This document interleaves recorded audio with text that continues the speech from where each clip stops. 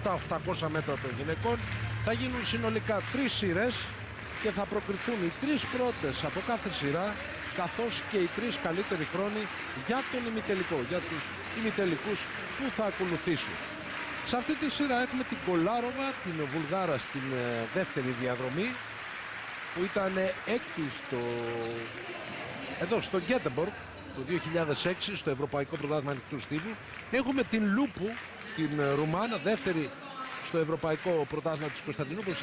Εδώ βλέπετε την Κολούτσκαγιά, εδώ είναι η Μίντοου, Βρετανίδα, πρωταθλήτρια Ευρώπης στον κλειστό στίβο πριν από 2 χρόνια στο Παρίσι. Ήρθε εδώ να υπερασπιστεί τον τίτλο της. Έχει 2.02.86 φέτος, που είναι η δεύτερη καλύτερη επίδοση στην Ευρώπη, και είναι και η Μπούχελ από την Ελβετία. Εδώ η Κολάροβα στο 2 η Βουλγάρα.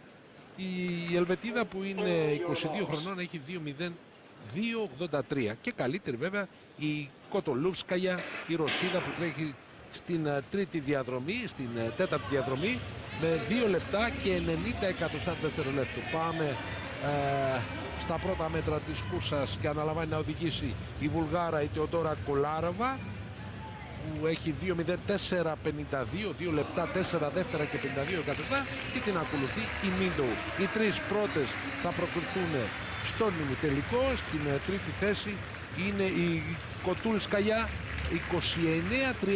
29.37 πέρασαν τα πρώτα 200 μέτρα, η Κολάροβα μπροστά, και δίπλα της η Μίντοου που έχει 52.50 στα 400 μέτρα. Είναι πολύ γρήγορη η Μίντοου, η βραχύσωμη Βρετανίδα, που βρίσκεται από την εξωτερική δίπλα στην Κολάροβα στις 2 πρώτες θέσεις. Πιο πίσω ακολουθεί η Ρωσίδα, η Κοτούλσκαγια, η οποία έχει γίνει πρωταθλήτρια Ευρώπης το 2009 στην κατηγορία των νέων. Αναλαμβάνει να μπει μπροστά, να κλείσει πρώτα 400 μέτρα. Έρχεται και η Λούπου, υπολογίσιμη 61.32 το 400, με πρώτη την Ρωσίδα, την Κοτούλσκαγια, και την ακολουθεί η Μίντοου σταθερά, και ανεβαίνει και η Μπούχελ, και είναι τελευταία η Λούπου. Η Λούπου που ήταν δεύτερη, θυμίζουμε, στο περσινό παγκόσμιο πρωτάθλημα κλειστού στίβου. Μπροστά η Κοτούλσκαγια από την Ρωσία. 3 προκρίνονται και άλλες πάνε με τον καλύτερο χρόνο, άλλες 3. Μετά όμως και από τις 3 σειρές.